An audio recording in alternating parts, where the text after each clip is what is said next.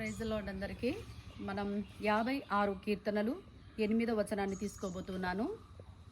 నా సంచారములను నీవు లెక్కించి ఉన్నావు, నా కన్నీళ్లను నీ బుడ్డిలోని నుంచబడి ఉన్నవి, అవి నీ కవిలలో కనబడు కదా. ప్రభు ఇచ్చిన ఈ వాక్యాన్ని దీవించునుగాక.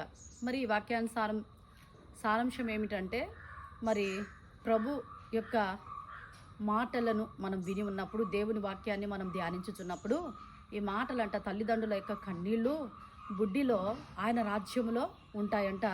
అవి దేవుణ్ణి మొరపెడుతూ ఉంటాయంట. ఎందుకంటే ఈ లోకానుసారంగా మనుషులు ఎలా ఉన్నారంటే, తల్లిదండ్రులు ప్రేమించలేని స్థితి కలిగి ఉన్నారు. తల్లిదండ్రులను ఎక్కడ పడితే అక్కడ ఉంచడము, హాస్టల్లో ఉంచడము, మరి వారికి అనాథాశ్రయంలో పంపించేయడము, మరి వాళ్ళను కాళ్ళతో కొట్టడము, చంపివేయడము, ఎన్నో ఈ యొక్క సంభవాలు జరుగుతూ ఉన్నాయి. కాబట్టి తల్లిదండ్రులను విధేయత కలిగి మనము ప్రేమించాలి. ఉన్నప్పుడు ప్రేమించాలి.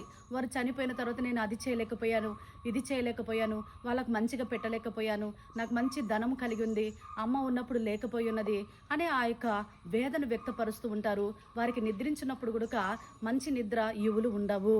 ఎందుకనగా శాంతిని నిద్రించలేడు. తల్లిదండ్రులకు విధేయత లేని జీవితం. కాబట్టి చిన్న ప్రార్థన చేద్దాం. ప్రభా స్తోత్రం నాయన, వందనాలు తండ్రి. తల్లిదండ్రులకు విధేయత కలిగి జీవించమన్నావు దేవా.